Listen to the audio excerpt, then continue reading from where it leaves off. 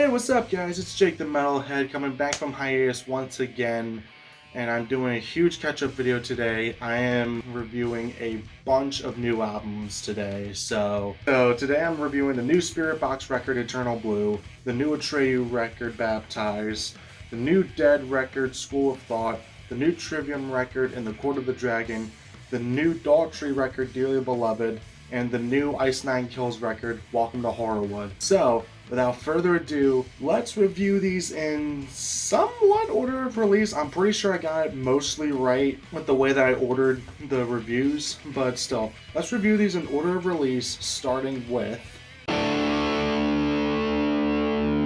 Jesus fucking Christ, I really went on hiatus at the wrong time, didn't I? I heard this record the day of release because the lead single Catastrophe got me that hype. I'd never really been that into Atreyu, but this record had me intrigued. Brandon Saylor is one of the best clean singers I've heard in the metalcore scene. His voice is great for those big choruses, and he has a great voice overall. I was kind of worried about what to expect because I've never listened to a full Atreyu record before, and this was the first record with Brandon doing only vocals and keyboards instead of vocal and drums. Yes, he did vocals and drums because he's a fucking beast. And this was the first record without frontman Alex, not even gonna attempt that last name, so it was going to be a little different, I would imagine.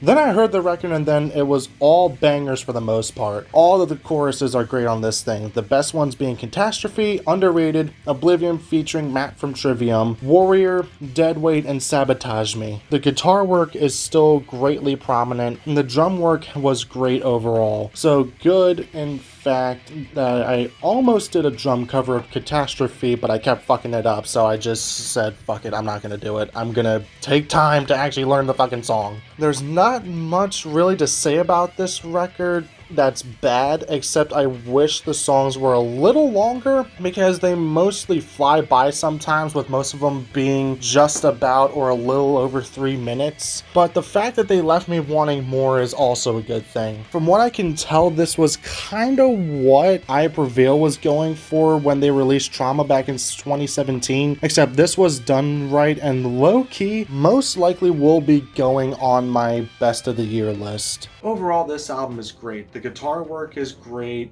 the synth work adds a nice touch, the drums still sound great, and Brandon Saylor sounds great on vocals as always. I do wish the songs were a bit longer, but that's completely okay because every song on here is a banger in their own little way.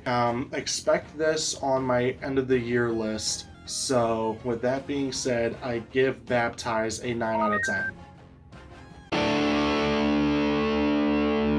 Yeah, this may come as a surprise considering I dislike bands like Saliva and Nickelback and more butt rock stuff like that, but I actually dig a lot of Daughtry's work, but I will also admit it's mainly because Chris Daughtry sounds really good on vocals and that man can absolutely soar. His debut record is also a huge part of my childhood, as well as his spot on American Idol back when I watched it. Yes, I watched American Idol when I was a kid, shut up. He's one hell of a vocalist and can hit so many high notes, surprisingly, for a guy with his style. This record was a nice surprise to me because it was heavy and it was a nice throwback to older hard rock with some modern twists, and his backing band gets to shine with various guitar solos, nice and unique different drum beats, and just various different things throughout the entire record. Now, what about Chris Daughtry himself?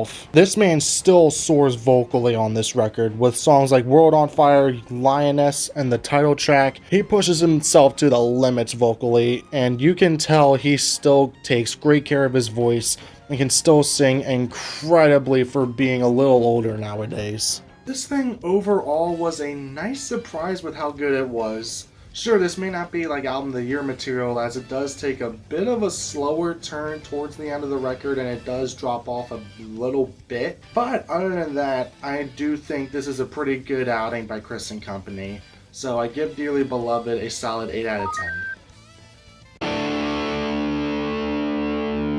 Spiritbox's debut was something I was absolutely hyped for. I really enjoyed the singles they put out, everything from Holy Roller to Circle With Me to Secret Garden to the beautiful closer to this record, Constance. This album has everything from blisteringly heaviness to nice chill moments like in the verses to Secret Garden, and also having stellar choruses like The Summit and Sun Killer, which also has a killer breakdown to it, by the way. Speaking of breakdowns, if you want just a straight beatdown of a track, the lead single Holy Roller is the track you'd want. It's almost 4 minutes of just straight brutality. Made even better if you listen to the version featuring Rio from Crystal Lake. Speaking of features, Sam Carter from Architects features on the track Yellow Jacket, which utilizes his screams and his cleans really well, singing the choruses and doing some screams in the verses, adding to the overall brutal aura of this track and the rest of the album.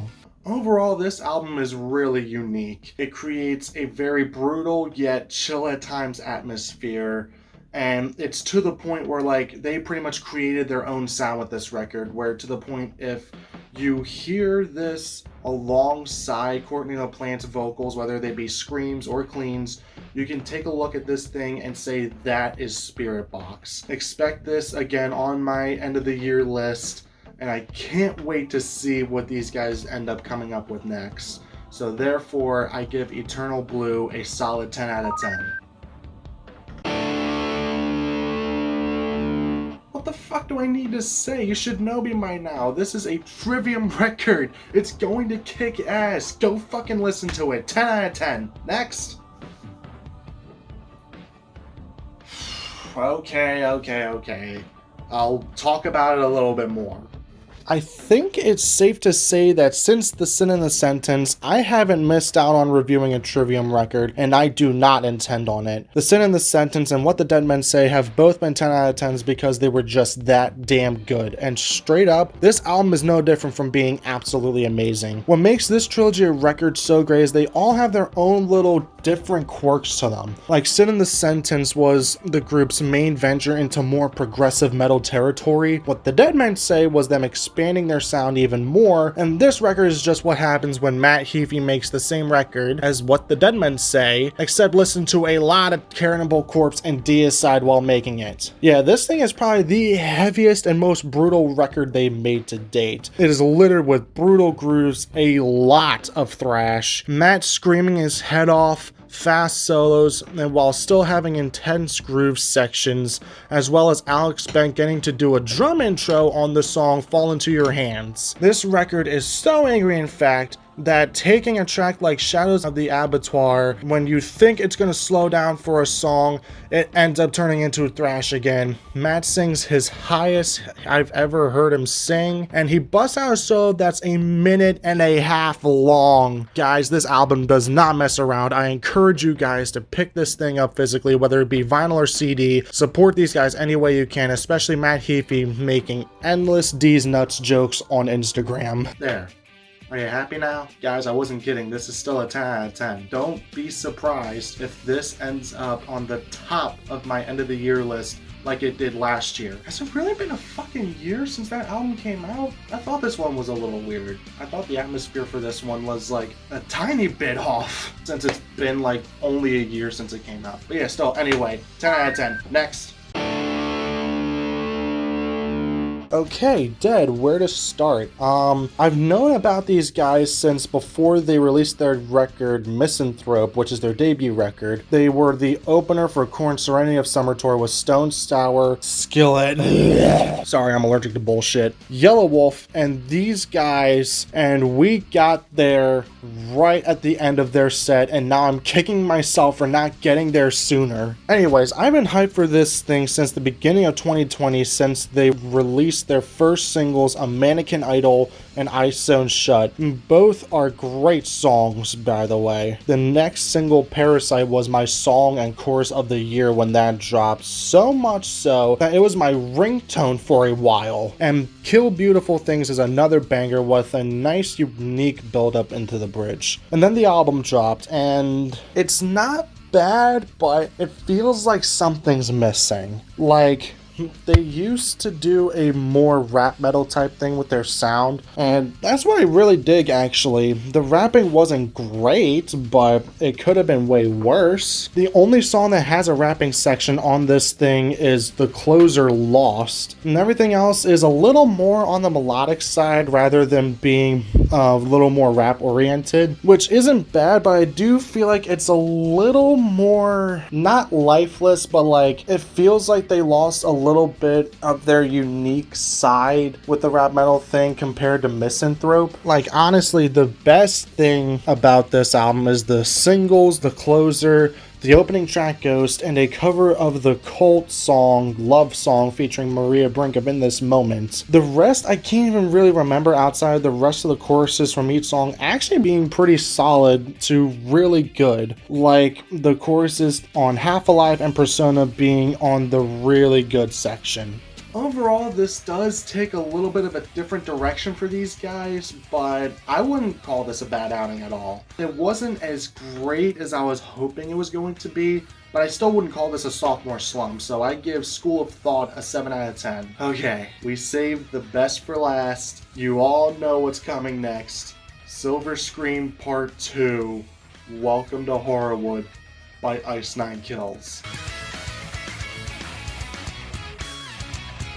Okay, so I can confidently say that this record is a major improvement on a sound that they brought with their previous record, and that record was stellar too. This thing brings a new story to the table and a collection of new songs featuring new horror movies to write about, and they do a great job at making a better record than Silver Scream 1. Like for example, there's a lot more thrash on this record, with most of the record having a lot more thrash moments and great choruses to back that up, like on the songs Funeral Arrangements, the box featuring Brandon from Atreyu and Ryan Kirby from Fit for a King being downright brutal and using Brandon's voice to the group's advantage, having him sing the chorus, and the shower scene probably having the best hook on the entire record next to Raining Day. Speaking of features, by the way, I couldn't really hear Brandon on first listen, but the song Take Your Pick, I could hear the feature very well. Why, you may ask? Because this song features motherfucking Corpse Grinder from motherfucking Cannibal Corpse,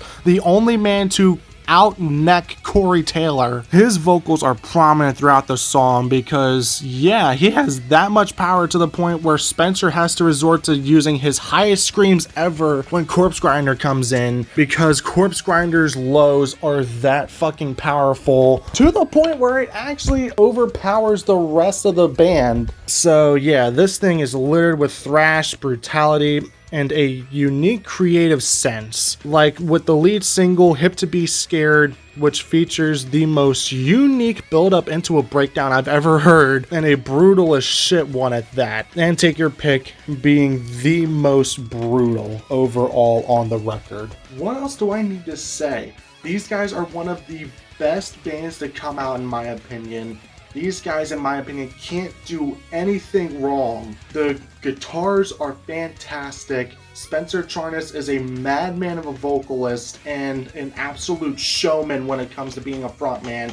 And I am severely fucking jealous of their drummer's skill, and I wish I had half of that shit. So yeah, this is obviously a 10 out of 10, and expect this to fight with Trivium for the top spot on my end of the year list.